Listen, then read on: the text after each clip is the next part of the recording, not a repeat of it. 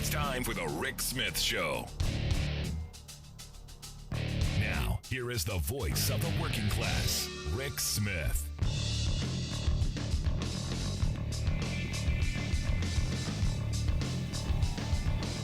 And welcome, brothers, sisters, working class heroes. This is the Rick Smith Show.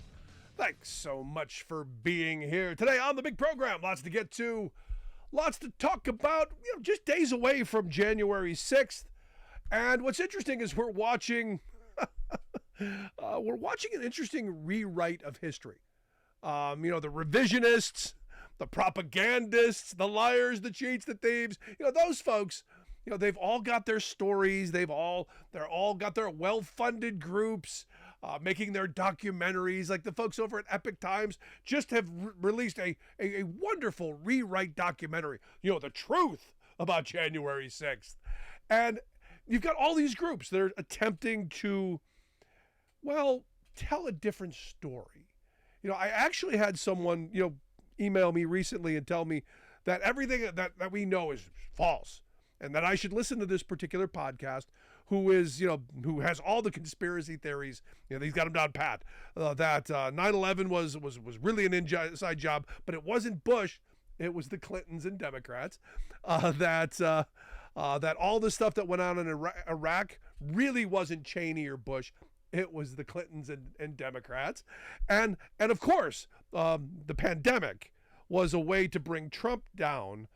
It was obviously, you know the theme. It was the Clintons and Democrats and the FBI this time, because they've bought and paid the FBI.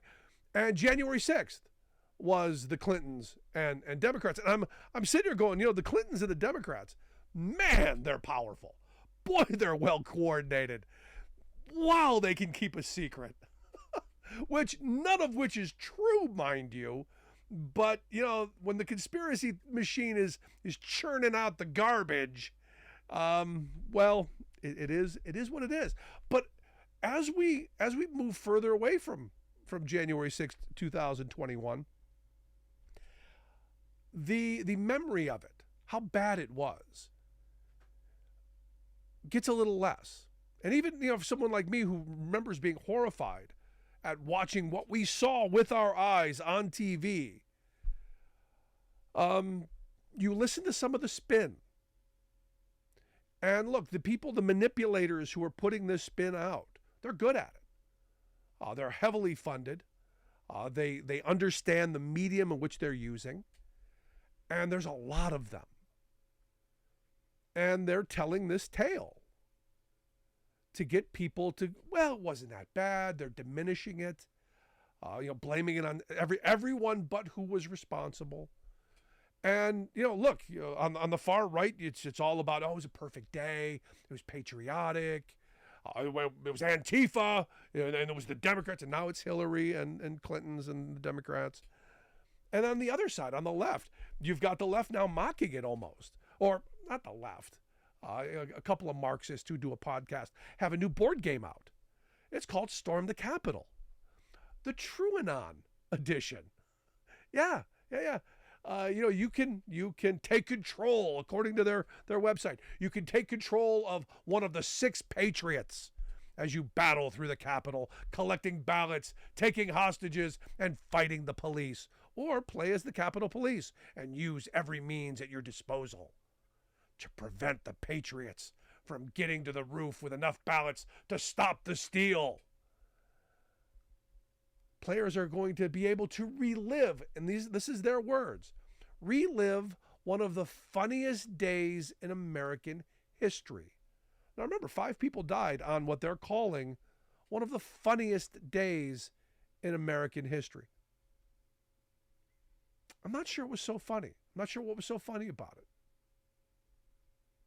I do know that people will buy this, that the flock will be fleeced, that whoever these folks are, the Marxists will use the capitalist system to take down democracy. And it's all about, for me, most of this stuff is about the money and the soullessness of what has become our politics. It's not about right or wrong anymore. It's not about doing good things. It's not about a system that works for we the people. It's not about any of that. It's about who can make money off of it. It's about who can line their pockets. And, I look at this game, and this game, this is what made me just, I'm sitting here today just going, we've really jumped the shark. I guess they should have brought it out for Christmas. It may have been a big hit. I don't know. But there's something wrong when you're, I don't know, when you're calling one of the darkest days in our country's history one of the funniest days in American history. I'm struggling with it. I know, look, people on either side, they're going to have their extreme views. I just look at it as something very sad in the world that we're in. That it's no longer about right or wrong anymore. In fact, when Kellyanne Conway brought up the alternative facts thing, it was a brilliant way of changing the narratives. I'll believe what I believe, you believe what you believe, and it doesn't matter what reality is. And look, January 6th was a terrible day, and we're going to have to figure out how, in the coming weeks, months, and years, how people are going to be held accountable for it. And so today on the program, we're going to talk with Pennsylvania State Senator Art Haywood about his call for an investigation into Pennsylvania gubernatorial candidate in 2020, Doug Mastriano, who got pretty well shellacked in his race to be governor, but did some really questionable things. Even back then we were saying, hey, why is no one investigating this? When he held his kangaroo hearing in Gettysburg, and brought in people from around the state to blatantly lie about things that no one could prove. And under the guise of that this was a Senate hearing, swore no one in. And I made light of that as it was happening. Said, look, none of this stuff is under oath. This is all BS. And they had Trump on the phone for an hour, rambling on about who knows what, to continue this narrative that they stole the election from him. Nobody stole the election from him. The theft was really about trying to steal it from Joe Biden. But for me, as the days and weeks and months go along, will we hold these people accountable? Will we hold the liars, the propagandists? Will we hold these people accountable? I sure hope so.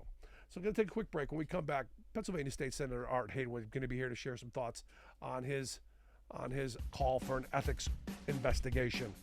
Right back after this. The old factory towns in America's heartland have been taking a beating. Thing is, though, there's a light at the end of the tunnel. The new CHIPS bill that got passed will bring jobs back home and has already resulted in big announcements of major new factories opening. The American Recovery Package has allowed cities and counties to hire new police officers and firefighters and start rebuilding their communities again. We're finally turning things around after 40 years of screwing over working people. But will we keep moving in the right direction? That's our choice. With the third anniversary of January 6th just around the corner, we're witnessing some push to hold people accountable for their actions, and I guess about time. And look, we're seeing people across the country pushing to keep Trump off the 2024 ballot. Here in my state of Pennsylvania, you've got activist Gene Stilp, who's filed a lawsuit to keep my Congressman Scott Perry off the ballot. And recently, Pennsylvania State Senator Art Haywood has called for an ethics investigation into fellow Pennsylvania State Senator Doug Mastriano and his extremely questionable behavior around the 2020 election. You may remember some of it. We talked about it here. The kangaroo hearing they had in Gettysburg, that nobody was under oath, and all of the BS that they were flying around. Busloads of people down to the Capitol. Lots of questionable stuff, and that's why I've asked the state senator to come share some thoughts with us. Art, thanks for taking time for us. Thank you, and thank you again for allowing me on your show. So let me start with the first question. Why is this taking so long? Look, the stuff that you talked about, the questionable behavior, the busloads of people to D.C. on January 6th, the kangaroo hearing, all this. Why now? So we had a tremendous organization called Crew that's across the United States with fantastic lawyers and researchers, and they did a tremendous report for us that put all of the actions together. And it was based upon the Crew report that I got in 2023 that we had such a tremendous organized case with respect to Mastriano that I felt that we could take the next step of the ethics investigation. And so Crew is an organization that has filed the litigation in Colorado, successfully getting the Supreme Court there to remove Trump from the ballot. And so they've got an amazing set of lawyers and policymakers. That report was the foundation for me to take the next step and file the ethics complaint. Now, I'm not in favor of keeping Trump off the ballot. I think he has to be beaten at the ballot box by voters. I do think an ethics investigation into someone like Mastriano, who is a servant of the people, and his behavior as such is something that must certainly be done and should have, I got to tell you, should have already happened. But given the fact that the Pennsylvania State Senate is led by Republicans, I don't have much faith that your ethics complaint is gonna get much attention. So the ethics action has already gotten a tremendous amount of attention in the media. I think we've been on several news stories as well as in print. And at a minimum, we have put the notice, a warning to Senator Mastriano and all senators that this kind of behavior will be subject to an ethics probe. And that's an important step, not to allow this behavior to go unaddressed. Right. Now, I can't tell you the outcome of the investigation, but this first step is meaningful. Now, I find it interesting that their response, that the Republican response, that Doug Mastriano's response is that this is all just a stunt. In fact, Mastriano said this stunt will not intimidate or silence him. You had the majority leader's spokesperson say it's unfortunate that we're seeing a new year start with political gamesmanship.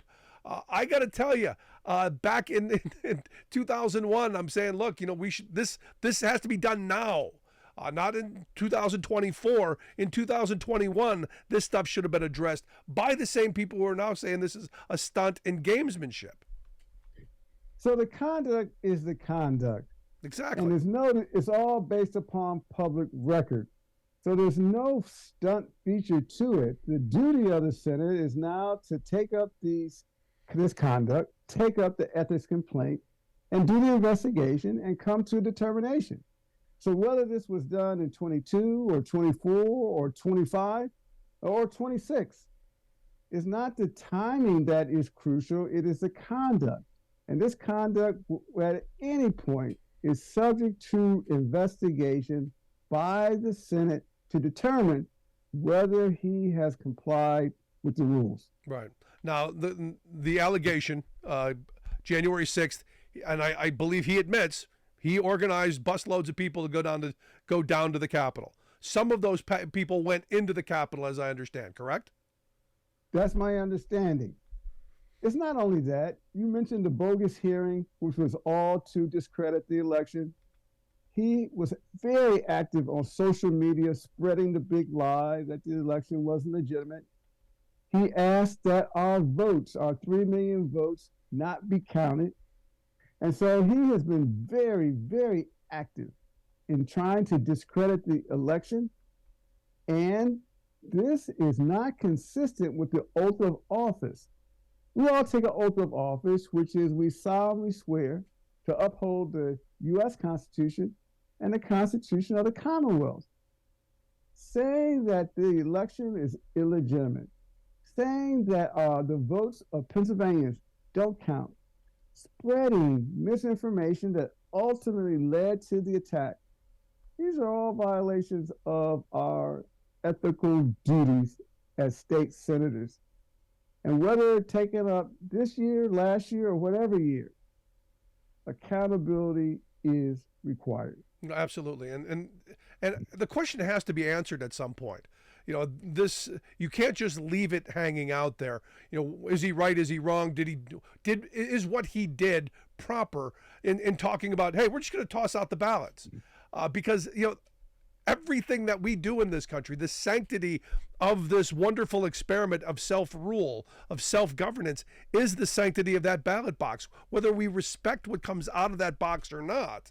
And the fact that you've got someone who is sitting in the Pennsylvania State Senate saying, if I don't like the results, I'm just going to toss them out, I think we should have a problem with that on all sides of the aisle.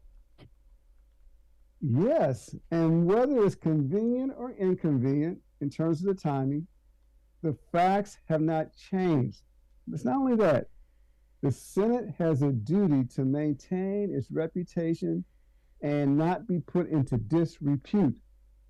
Having this kind of conduct, which says that our votes don't count, which says we can organize people to go to the Capitol and then they get involved in an insurrection. This is all very unacceptable conduct, in my opinion. Now, it is subject to the Ethics Committee. I'm asking for an investigation.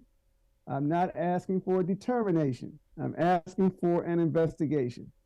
Now, there's many outcomes of that investigation. Right. It could be reprimand, could be censure, could be expulsion, or it could be a finding of none of these facts are accurate, or the members don't think it warrants any kind of reprimand, which I hope we would not get to the point of thinking that this kind of conduct is acceptable. But more importantly, I think voters need to know where things stand. I think they need the information.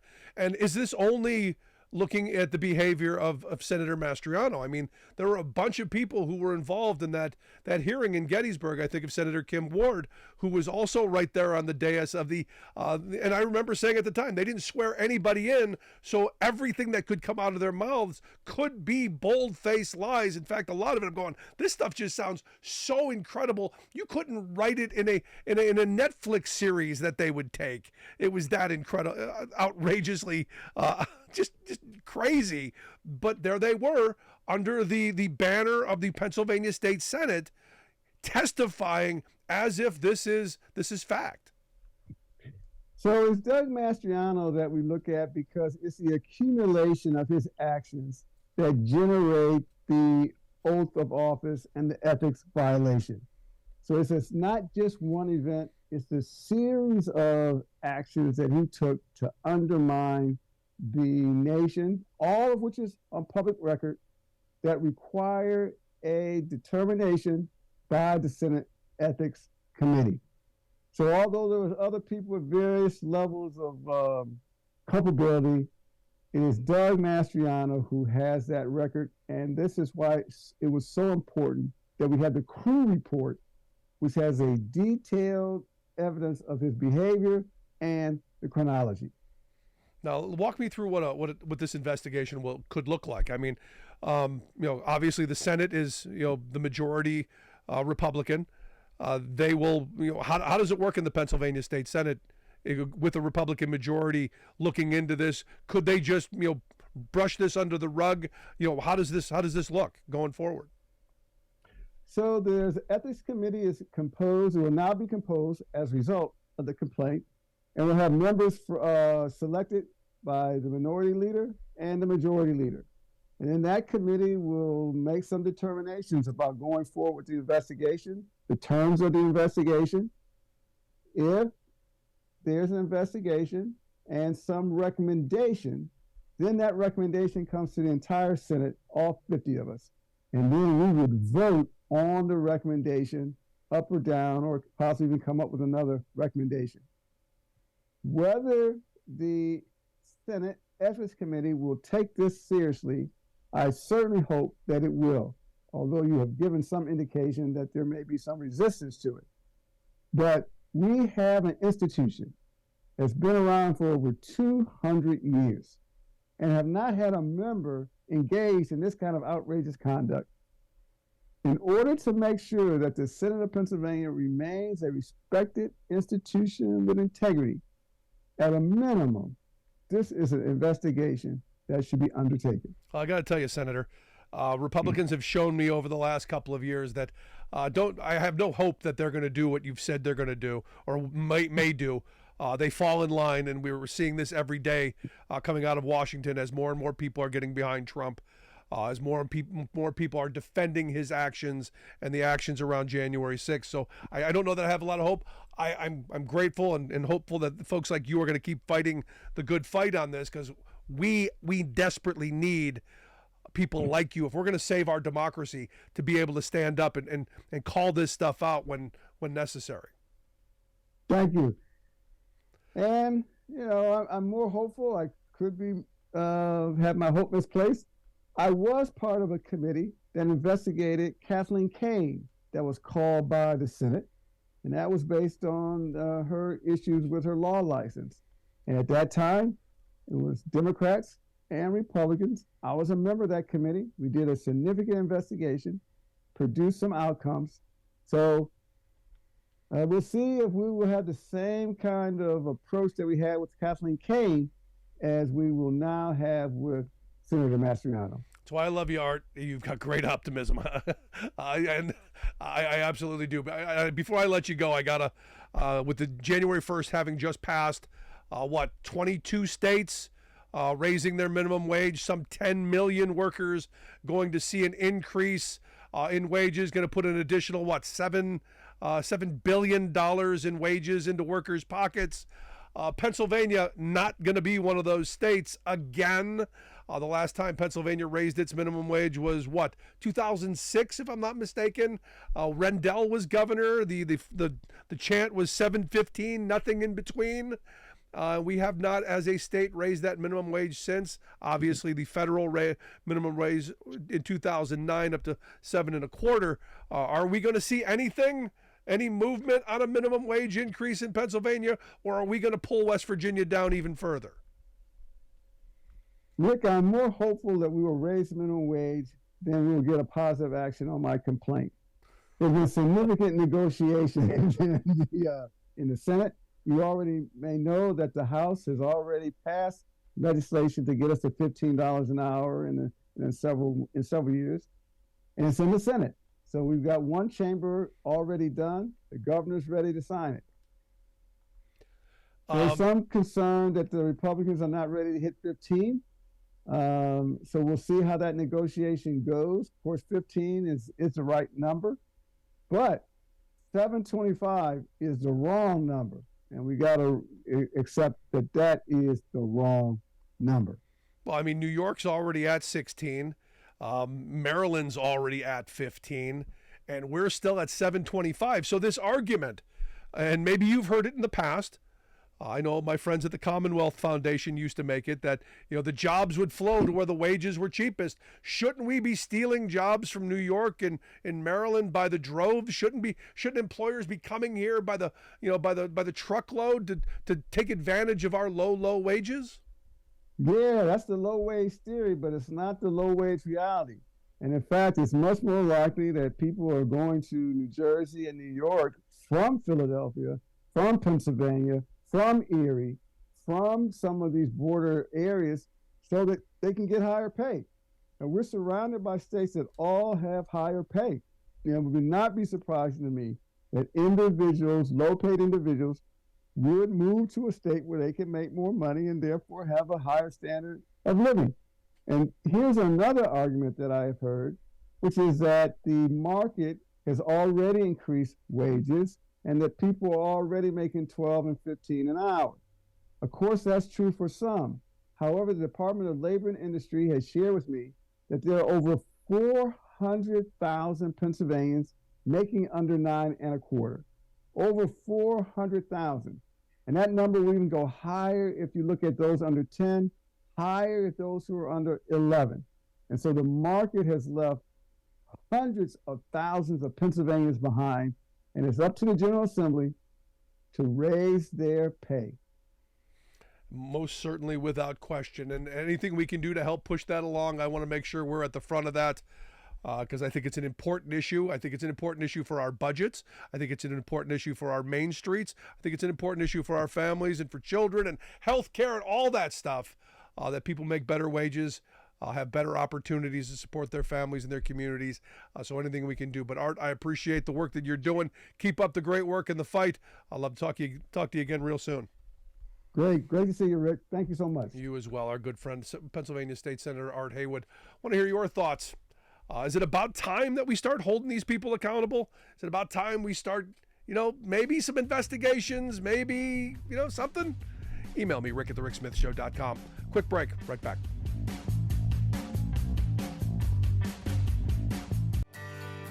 From the steel mills of Pennsylvania to the auto factories of Michigan to the modern makers movement, manufacturing makes our nation great. I'm Scott Paul, president of the Alliance for American Manufacturing.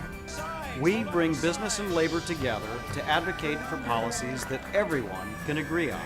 Together, we can strengthen manufacturing and create good-paying American jobs. Help us keep it made in America. I gotta tell you, I really like Art Haywood. Good guy. Wish we had more people in state legislatures across the country like Art. Someone who's going to stand up and fight for working people and for truth. Truth, democracy, and the American way, if you will. But look, good guy. And the fact that he's done this, look, he's going to take some slings and arrows, certainly. But this is a guy who's in it for the right reasons. And for me, the fact that that the Republican response was, wow, that's a gimmick. They're trying to silence me. Not addressing the issue, and this is what they're going to do. This is their MO. Just to change the topic. So get ready for that. But the fact that as Art pointed out, maybe possibly in Pennsylvania an increase in the minimum wage, maybe about time, don't you think? The last time it was passed, a minimum wage increase in this state, 2006. We had been on the air just over a year. That's a long time ago. And the sad reality is inflation, has just eaten away the minimum wage down to nothing. In fact, you go back to the Reagan years when they didn't raise the minimum wage during his tenure. They didn't raise it during the Obama years. They didn't raise it during the Trump years. They haven't raised it during the Biden years yet. Working people are struggling.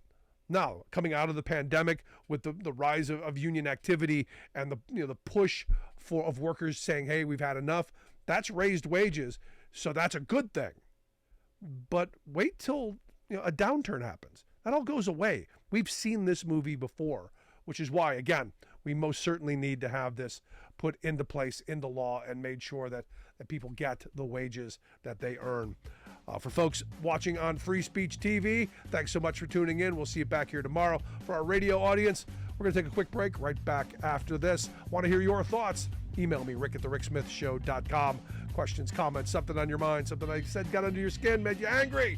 By all means, rick@thericksmithshow.com.